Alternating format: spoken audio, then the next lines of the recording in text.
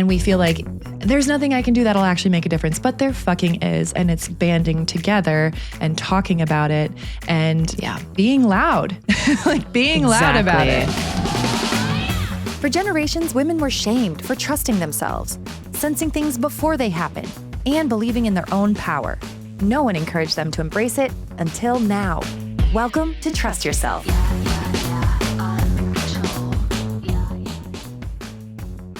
Hi, I'm Elise, but my sister calls me Sissy. And I'm her sister, Heidi.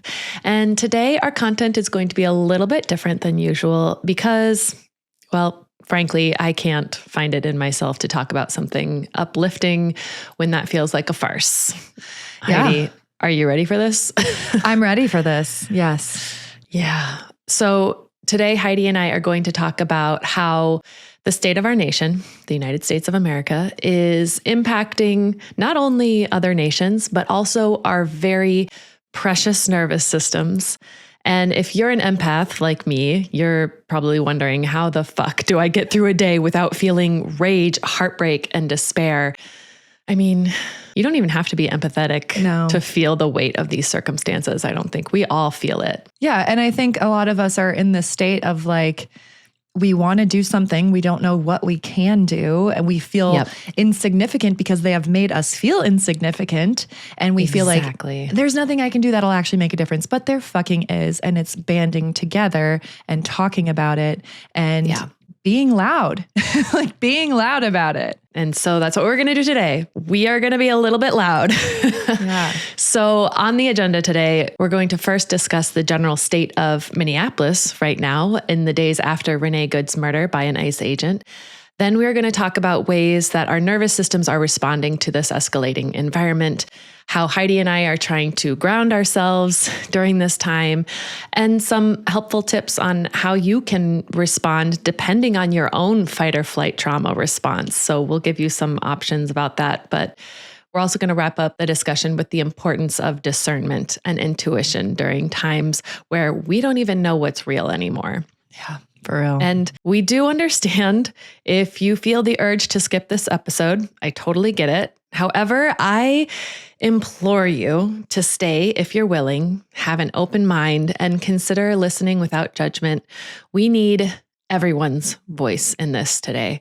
We, of course, don't have all the answers. So we would also love if you could share your own input and your own ideas, maybe share what you're doing during this time. We need community strategy and brainstorming now more than ever, because it feels like everything's just a little chaotic and anger is all over the place. And that's not how this is going to work. We need to channel that anger and that emotion into a strategy together. Yeah. So, amen, sister. Hell yeah. I also want to add that I have seen people get upset when creators, quote unquote, get political. But to that, I say at this point, it isn't about politics. It's about humanity and morality. So for those saying, please don't use your platform to get political, I feel like deep down they may be saying, please don't use this platform to make me feel uncomfortable in my sense of security, in my complacency. And if that's you, that's okay. Don't get too defensive and have grace with yourself. I just ask that you take some time to try to get a little uncomfortable. Dig a little deeper and ask yourself, why is this making me uncomfortable? It's okay to ask those questions. All right. And just FYI, this episode is being recorded on the 12th of January, 2026. So if things change by the time we air this, which we're actually moving this episode up because it's so important. But if we miss something, because the world changes so fast these days, just keep in mind, we are speaking as the nation stands from January 12th. Yep. Okay. Here we go. I got my Minnesota mug today representing Minnesota strong. I love it. Mine just says ugh, as if clueless. Yeah, I mean, that tracks too. I'm feeling that right now. As if. So for those of you that may not have been following much of the news in Minnesota recently, I'd like to give you an update on events that have taken place following the murder of Renee Nicole Good. I live in the Minneapolis area, Actually, I used to live a mile and a half from where Renee's house is. And these are things that I'm currently seeing in my part of the world. And my sources are the Minnesota Star Tribune, Minnesota Public Radio, KARE 11 News. Yes. So I'm not making this stuff up. Yeah. I need to ground myself a little bit, and I don't want to cry. It's okay to cry. It's been a lot.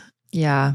I mean, think about this. Like when I was in Minneapolis, I was pregnant with my son when George Floyd happened and COVID and all these things. And it's like when you're there and you're experiencing it, which is different from when you're seeing it on the internet, it hits differently, way differently. Yeah, it does. It does. And you can see it in your neighbors' faces and you ask yourself, what if this was me? Exactly. All right. So this is what I'm seeing in Minneapolis, in my neighborhood. The same afternoon that Renee was murdered, Wednesday, January 7th, ICE came on school property at Minneapolis Roosevelt High School during dismissal. They were fighting teenagers and staff to the ground, attacking them with pepper spray. 4 people were arrested, and school was canceled for the rest of the week. I mean, can you imagine? Kids already have to think about active shooters in school. Yeah. And now on top of that, they're just not safe. They don't feel safe. No. It makes me sick. They're kids. Yeah. They're kids. I don't understand how this is okay. It's not okay. No. The day after that, January 8th, ICE agents followed a woman working for DoorDash. And as they started to chase after her, she ran into the person's home where she was delivering the food. The woman in the home was holding her newborn baby and standing up against ICE, telling them they need to leave and they need a judge-ordered warrant, which they did not have. I think her husband was filming everything and putting it on like Facebook Live. And then the woman with the baby was also calling the lawyer to figure out what she was legally allowed to do. Don't fuck with mama bears, ICE. Exactly. Don't fuck with mama bears. Exactly. This video, if you want to watch the video, it's intense. It's sad. It'll make you cry. All of these videos are. But you can feel the power in her voice, even if she's shaking. Like she is protective. And I think that's how we all need to be right now. We all need to protect our community who is losing their voice, who has lost their voice. Also on January 8th, 2 Richfield Target employees were taken at work. I used to shop here all the time. This was my Target when I lived in South Minneapolis. And so as they were collecting shopping carts, doing their job, ICE agents attacked them, took their cell phones. I think he broke one of the boys' arms, and they were taken into an unmarked car. One of the kids, mind you, shouted out his name to people that were filming nearby and said he was a US citizen. And people are like, give me your phone number. I'm going to call your mom. The Target manager, you can hear in the background, is screaming at them to show legal papers for this raid. They need proof that they can be here. And who was, of course, completely ignored at the time. People were watching this. You can hear them in the background. They're crying, saying, I don't know what to do. What do I do? It tore me up. After they were taken, about a mile up the street, one of them was thrown out of the vehicle at a Walmart. He was beaten, bloody, and completely shaken, but there's video of both of these events. And he said that he was able to prove he was a US citizen, so they just threw him out of the car. After they brutally attacked him. After they completely beat him up. Yes. Fuck me. Okay, if this is getting too heavy, let me know. It is, but it's like, it needs to be said. It needs to be said. Then on Friday, January 9th, my friend's roofing company was raided, and she had barely any time to get together all of the paperwork that they were asking for, and for all of her contractors and her subcontractors, all of whom were legal. And now no one wants to go to work. She doesn't know anyone who is going to do the roofing for them this summer. It is impacting our economy. You think it's not going to impact you. It's going to impact you. Yeah. Yeah. Now, ICE are preparing to go door to door. All of my neighbors are on edge. They're nervous. My daughter's 7-year-old friend, she wasn't at school for a couple of days in a row. And we noticed because she's always the one to like run up to her and be like, Nora, how are you? And finally she came back one day and I'm like, oh, where were you? We've missed you. And she said that her parents were afraid to drive her to school, even though they're legal. Yeah. That sentence should not come out of a 7-year-old's mouth. Mm-mm. It's just heartbreaking. And my kids' elementary school actually has a really large Somali population. Somali is the second most common language spoken at the homes in our school besides English. And now my kids are telling me that their class sizes seem much smaller lately. A lot of kids are not showing up and they're like, maybe they're sick. I'm not sure how much to tell them or how much not to tell them. They hear a lot already. But it's trickling down to the youngest of youngest. Minneapolis public schools, they closed last week, and now they're telling kids to go back to distance learning for the time being, which we all know is not great. But if this is like your only resort for safety, your only way to feel safe. But even that, it's like taking away community still. It is. It's still like, dividing and that us. is how I feel like the power can feel more powerful by breaking down communities, by making people scared to band together, right? A lot of my friends, a lot of my neighbors, they're stocking up on water, flashlights, battery-powered radios, extra food. And I mean, Costco was selling like those fallout shelter things. Right? Yeah. A lot of my friends are getting permits to conceal and carry, even though they hate guns. I mean, the extent that we're going to here because of our fear, it's extreme and it's scary, but at this point it feels necessary. Right. And I hate that. Yeah. And I almost forgot, here's a highlight that has not been in the news that much, but it's actually really worth mentioning. On Thursday, also January 8th, ICE agents detained 4 indigenous people, the Oglala Sioux tribe members living near Little Earth in Minneapolis. Mm-hmm. So where the fuck are they going to be deported, Heidi? Who knows? So when this happens, we can safely say that this has never been about capturing illegal immigrants and making our country safe. This is completely about white supremacy. I'm just going to call it as I see it. This is straight up racial profiling. Yeah. That's all it is. Ugh. Okay. I'm in a country that is built on being a melting pot of cultures. I mean, I don't understand.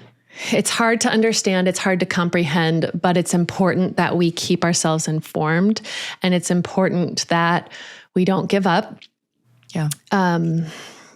And that we stay grounded somehow, which we're going to get to that, I promise. But first, Heidi, have you noticed anything in Maine? To be honest, it's kind of like, it's not as loud here as it is in Minneapolis, but it's definitely, you can feel it. There's so many protesters, and I honk my horn at them and wave at them every time I go by. I love them. There's like all the No Kings protests going on.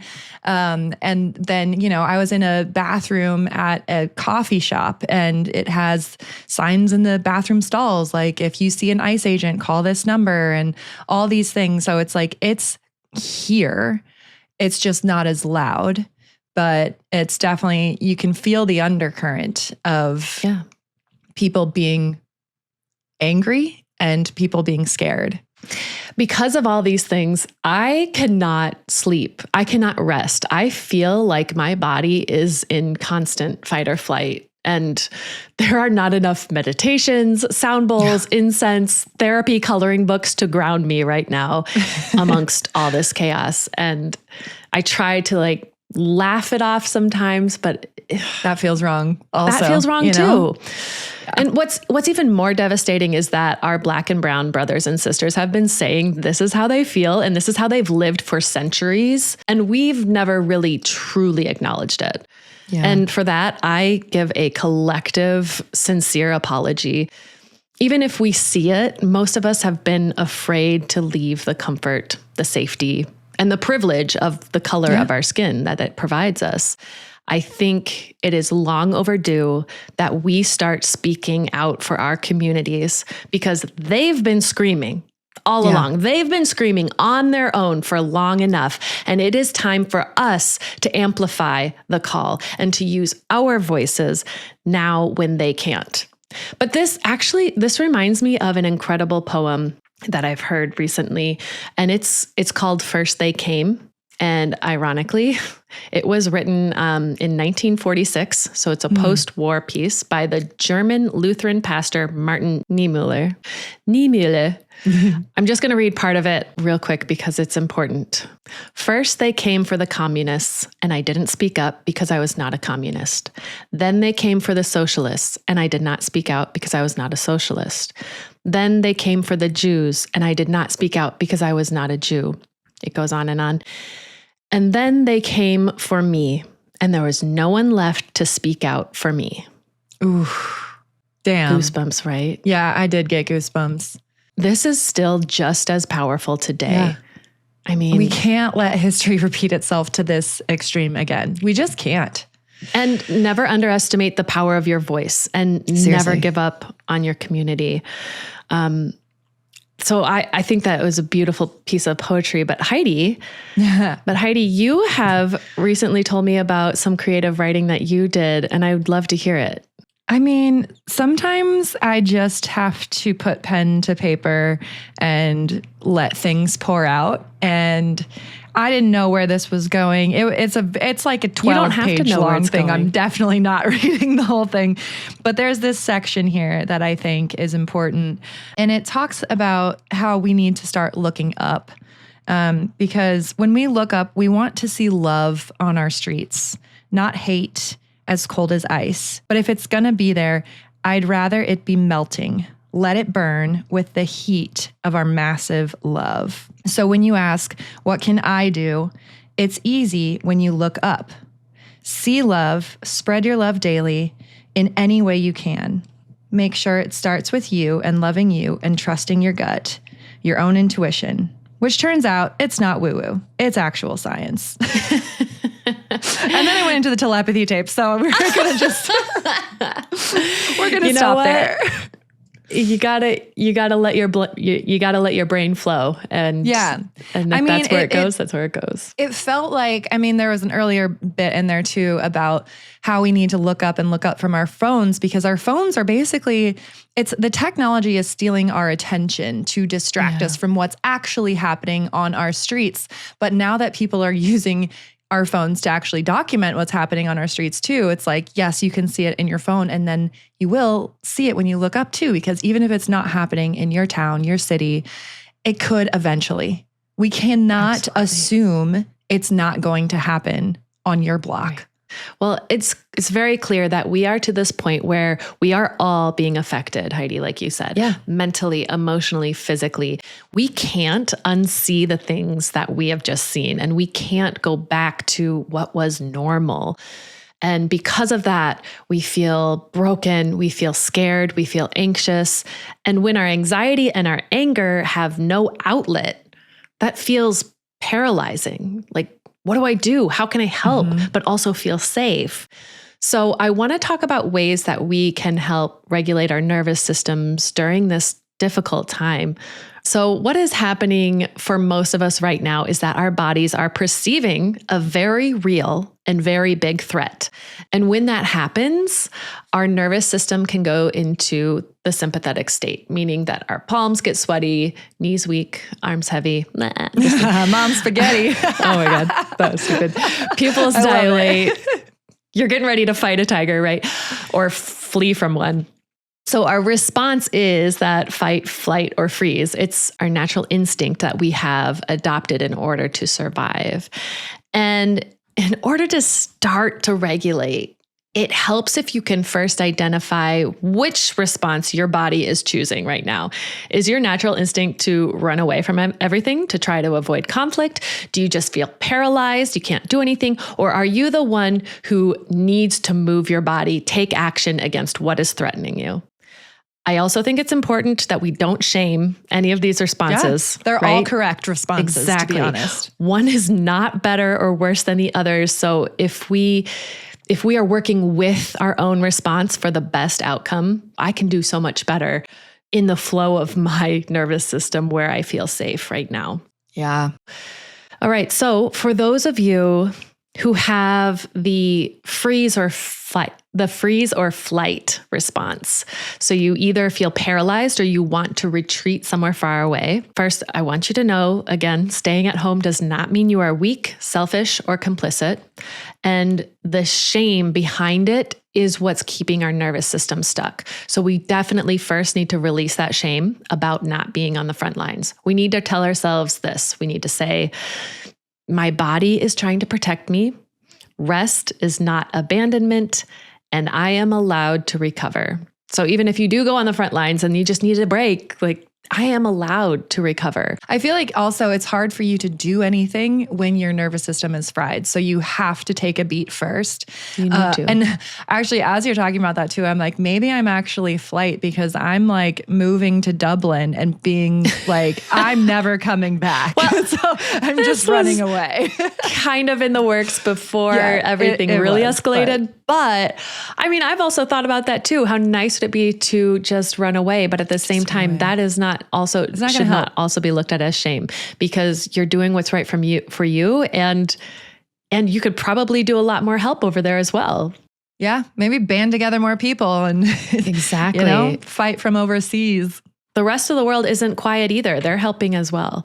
Yes. So also some good things you can do if you are that flight or freeze responder. You can, first of all, take time to physically breathe. Deep breaths. Like the longer exhales activate that parasympathetic, that rest and digest response. Oh my God, for real. And you do 5 of those. Yes. You should feel a subtle drop not subtle, you should feel a dramatic drop, hopefully, in just the intensity of your energy. Yeah. Limit screen time. Stop the doom scrolling. Like you said, Heidi, look up, check the news once a day. Not continuously. And honestly, local news is good for now, because I also, I think we've said it before though too, as a human being, you're only meant to have this like small community. And so when you're getting bombarded with this world news and global news all the time, that's when we get stuck in the feeling of like, there is nothing I can do. I am just a tiny ant living in this world. Exactly. We were built to live in societies and communities of like 50 to 100, and anything more than that is just overwhelming. So if we see news somewhere else, we're like, well, I can't do anything there. Then you feel even worse. And I know this is easier said than done, but if you can count the amount of negative videos that you're scrolling through, just set a limit for yourself. Say, I can only handle 5 negative videos today, and then stop after that. Or stop when your body's feeling buzz and nervous and upset. You can also purge, because like I've unfollowed the ones that are more fear mongering, or like, true. Like find the ones who spin it in a positive, not spin it in a positive light, but like make you feel empowered instead of helpless. Yeah. Give you hope for sure. Definitely body movements, moving your body tells you that you're present, like just even a walk. Weighted blankets kind of do the same thing. I've been using mine at night before bed, just to help me calm down a little bit. It's kind of like, when your mom tucks you in when you're a little kid, you just feel that extra tug. Yep. Both good. My kids just got those, they're kind of like those sensory bag things, not a bag, but it's like a sack. So it's like really stretchy, like tight. And it's almost like they're in a womb again. So we all need to go back to our maternal wombs and just recharge a little bit. I think we do. Another interesting thing that I've heard that I haven't thought of before was to create small rituals for physical safety cues. So for example, use the same mug every morning, drink the same tea, light the same candle, play the same playlist, use the same blanket, because predictability is safety to our nervous system. And usually, Heidi, you and I are on here saying like, step out of the box, rewire your brain with unpredictability. We're not trying to rewire and expand our brains right now. We are trying to survive the best we can. So I think it's okay to keep yourself in familiar situations right now. Or even just find the things that make you feel safe, because as you're talking about that and saying that too, like for my brain, doing predictability things make me feel contained, and that is more stressful than, so some people, maybe that is going to work. And some people, it's like you still need to have almost like controlled chaos still, where it's like, I feel in control. It's like, okay, I can choose what mug I want today. But I don't know. I just had that feeling when you're saying that, where it's just like, that can also make you feel constricted if you're maybe wired like I am, but it could also make you feel very, like my husband would love that. Absolutely love that. Like, he loves predictability and stability and the same thing every day. The man ate a peanut butter sandwich every day from elementary through high school. Like, that's, I don't know how much more predictable you could get. Well, not peanut butter jelly, just peanut butter. Great point. Do what's right for you. Do what's right for your body and your brain. And then if you still want to help protect others, but from the safety of your home, there are plenty of things you can do. Donate, write to your local officials, amplify others' trusted voices, share truth, please. Share hope where you can. We all need a little bit of hope. Check in on all of your friends. Like, just ask them and hold emotional space. Like, how are you doing? I'm here for you. Let's just talk. Yeah. I see so many comments on all social media platforms that they're like, I don't have the money to donate. What else can I do? And even just asking that on social, you get so many great responses too. So ask the questions, ask, how can I help? And you'll get responses. Like, people will tell you. And then also check local nonprofits for any safe or distance volunteer work that is needed. For example, here in St. Paul, there's a nonprofit called Neighborhood House, and they are accepting donations for gift bags or homemade desserts and meals with cards of support and positivity to share. And it's also an easy way to get kids involved too. They could color some pictures. I'm sure bake some cookies. They love that shit. Let them lick the spoon after you're done, Spoon. We just did that last night, and we had we made cake pops, and yum. Kids, I have 2 beaters and 3 kids. I'm like, shit, you're fucked. So what I did is gave one to Frankie, and then the other 2 girls were in the living room, and they just re-dipped. And they're like, girls, sorry, who wants it? That's perfect. Anyway. That's awesome. Actually, I luck out because for some reason my kids don't like to lick the batter. I don't know. I know. I think because one time raised. I think it was because of the egg. Like, I had said something about like, oh, there's raw egg in this. So like, you're not supposed to eat it, but we totally can. And they're like, my rule followers like, no, I cannot eat that. There is egg in there that's not cooked. Yeah. Feel that. I feel that. Okay. More for me. Okay. We digress, but it was needed. We need a little levity. It's okay. Yes. Let's bring it All right. in. So for those that have the fight response, they want to take action now. How do we honor that need to be involved, but safely? And again, I'm going to say first and foremost, please regulate before taking any action. Please breathe, put your feet on the ground, ask yourself if you are acting out of fear or chaotic anger instead of from more channeled, organized anger and from your values, right? It's also important that we be a calm presence in public. So speak slowly, keep your body relaxed, make eye contact, even just modeling that regulation for others, because our micro expressions are recognized and mirrored back to us within like milliseconds. So if you act calm, others are going to kind of reciprocate that and respond calmly. I think that's the biggest thing, because you see out there, you know, people are yelling at each other, stop, what are you doing? Like, the more we do that, like, of course things are going to heighten more. And of course that's a natural response to scream and yell at somebody when they're being taken away. But it just, like, as you're saying that, it made me think of like the peaceful protests and stuff, how it can still be calm and grounded and be so powerful. I think there's a need for both. I do think there's a time that we need to raise our voice. And when somebody is being taken against their will, we need to raise our voice. They need due process and they're not getting it. And that I'm going to scream bloody fucking murder. I'm sorry. Fuck if yeah. I see that, I'm going to get all the whistles, blow them all the ways I get. Oh God. Get all the whistles and just blow as hard as I can. And okay. Anyway. No, I like it. But I'm going to get loud. But when we're in our community, I think we need to model like a parent would, a nurturing parent. We need to model that safety. And even if we are scared to death, if we show some calm response that's thoughtful and you're just showing that you're giving time, you're taking time to think in the present moment instead of just speak out of fear, that's going to ripple out into your community, hopefully. Yeah. Hopefully. Yeah. Another easy thing we can do is check in on your neighbors, especially immigrants, elders, single parents. Walk people to places that they're scared of going. Offer to do their chores and errands for them. I joined a mom's group in my kids' district to drive kids to school for parents who are afraid to go to school and drop off and pick up, which I'm so thankful for.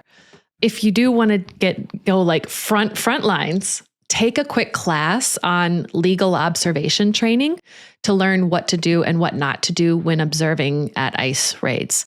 Then go beyond neighborhood watches. There are lots of community groups and trainings online that offer for free or donation-based.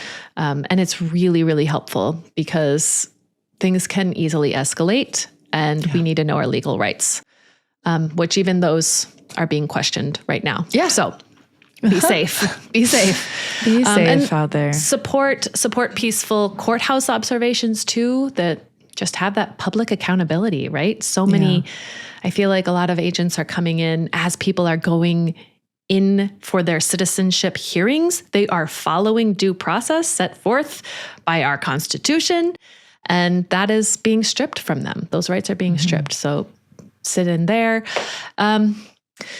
Very importantly, after all of this action that you're taking, make sure to ground yourself afterwards. Maybe just take a cold shower, eat protein, sit in quiet for a little bit, shake it off.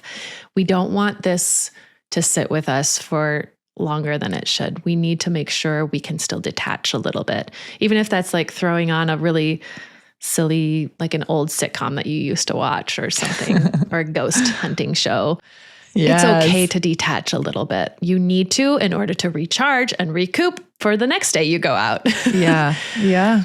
It's also important that you make sure you don't overdo it. Don't try to be involved in everything, right? Like pick one thing, Heidi. Pick one thing. Pick one Pour thing. your heart into Or that. three. And if you want to change your mind, fine, but don't try to do it all at once on the same day or something. Definitely. Yeah. And again, take time for you. I know it feels unfair when others can't take time for themselves, but do try to spend time reading some fiction, watching movies. Yeah. Yeah. Okay. Then for all of us, regardless of your trauma response, how do we try? I think the question remains, how do we try to fix a system that's broken while we're also simultaneously trying to survive the system? Fix ourselves too. Yes. Let's just add all the layers to it. So I don't know if these are right. Again, I would love to hear your response, what you think is working, but these are three things that I think are very important that we focus on right now. First and foremost, vote at your midterm elections. It does matter. Vote. Yes. Even if you think it's going to be completely rigged, I don't care. Vote. Yeah. Midterms decide who controls Congress, and the party that controls the House and the Senate can shape or block laws. And more importantly, they provide oversight of the executive branch. We need some of that. Just throwing that out there. Your vote helps determine that balance of power. Okay. Yeah. Checks and they balances. happen at different times. So depending on your state, be sure to look up when your midterms are being held, please. The second thing, build a community. We've talked about this. I am in a large group chat and another large group email where we are sharing tips, we are sharing resources and advice. Start talking to your neighbors. I just had an amazing conversation with this badass mom down the street who I never really talked to that much, but I realized she's struggling just as much as I am about this.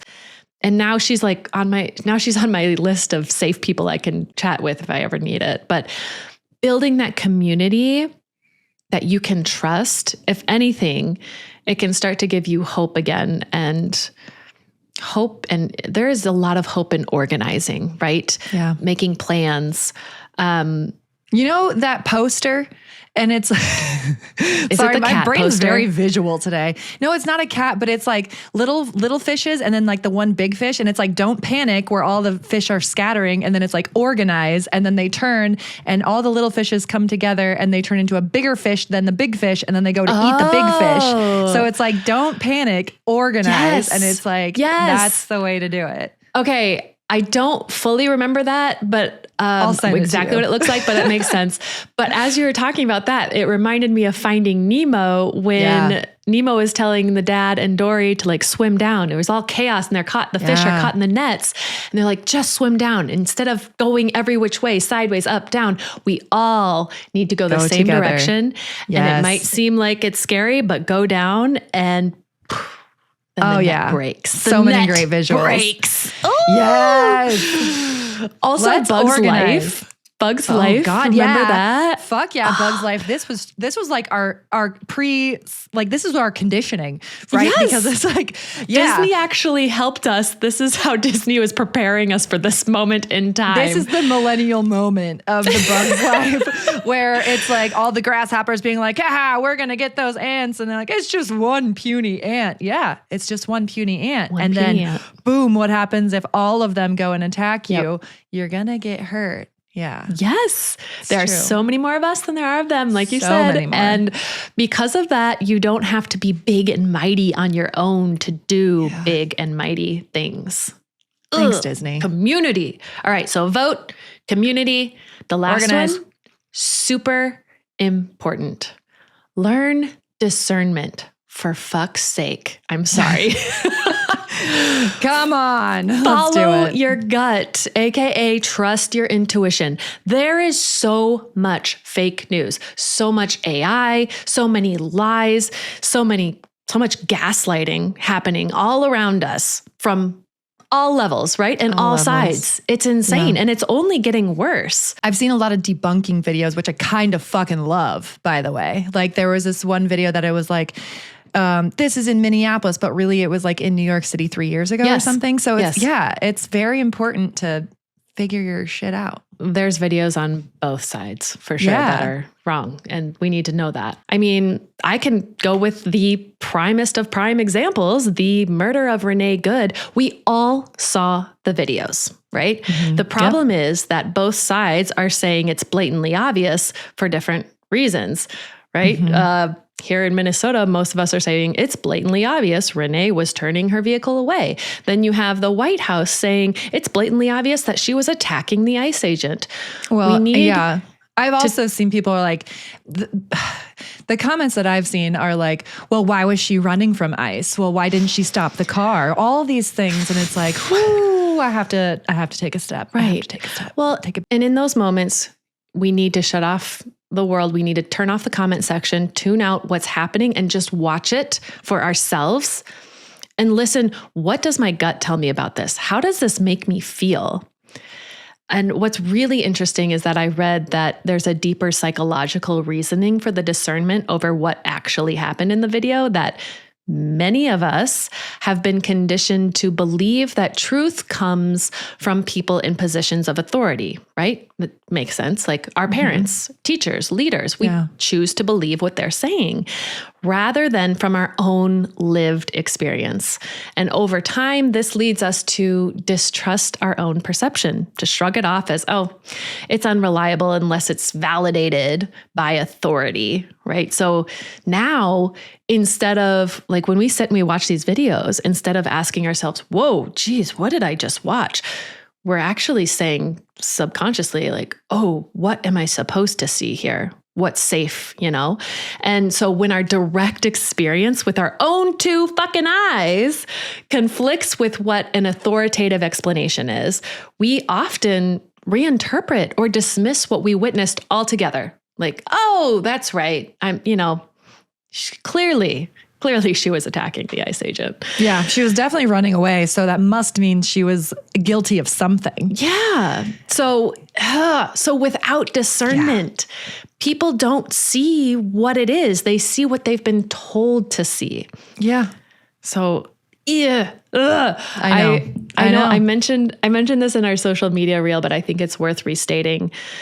Heidi, you and I never started this podcast because spirituality was cutesy and trendy and fun. We started it because we truly believe that when people start listening to their intuition, practicing discernment, and stop listening to greed and power and money and political lines, we remember how to be decent human beings.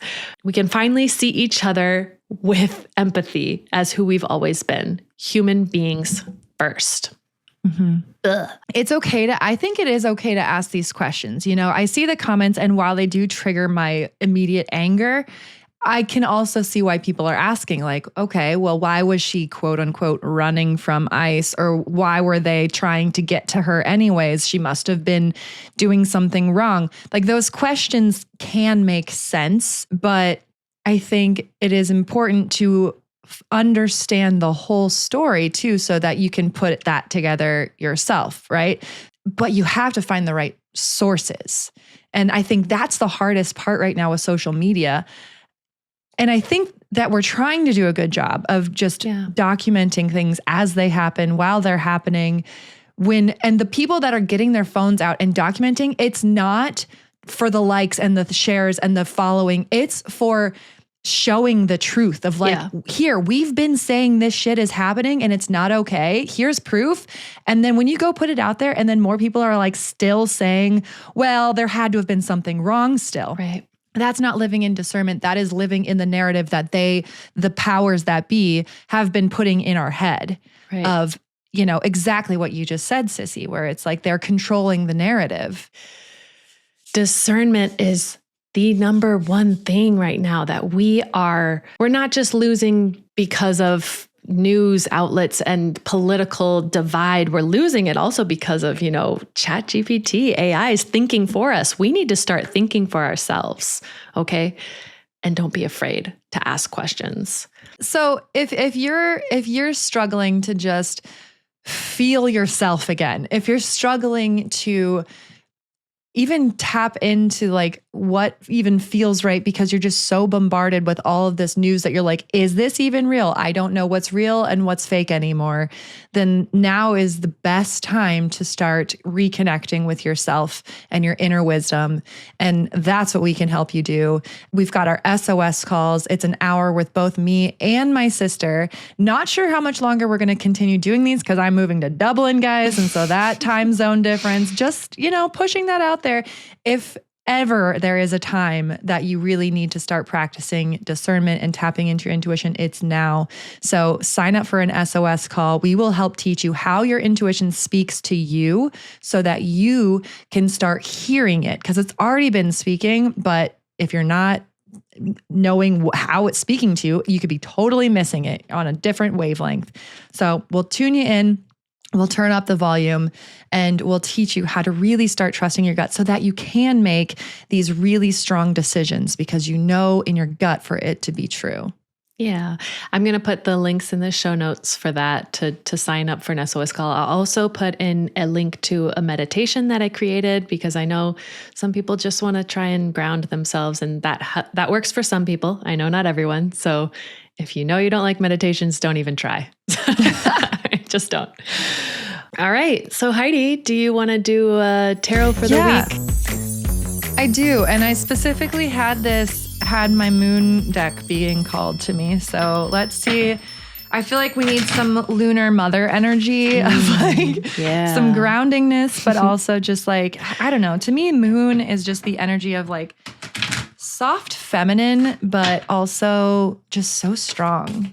It's just all of it. It's all of it together. What do we need to know for this week? Yeah. Calm in the storm. It can cause the storm, but it can also calm the storm. That's kind of how I feel like it is. I have one card. I have one card that came out, but I feel like there's one more. So I'm just going to keep going. That's okay. Oh, there it is. Flies up. Take time to breathe out. Disseminating moon. That's why this had to come out. Take time to breathe out. And then the second one was a win-win outcome is forecast. Full moon in Libra. Libra is all about balance. I love. So, like if we take the time to breathe out and ground ourselves, we can balance the system. I know we can balance the system, guys. We got to ground ourselves, breathe, get together, organize, get your community, and we will balance this out. A win-win outcome. Everyone will feel heard. Everyone will feel seen. And that I like this. Thank you, Libra. Well, if you know anybody that may need to hear some of this episode, please share it. Please share it with someone you know. And drop all your information, drop all your ideas and thoughts on this in the comments, please. We really love your comments. We read them, and your comment could help somebody else too. So Absolutely. please engage in the comments. We will write back too. Well, until next time, it's your move, sis. Make it count. Bye. Bye.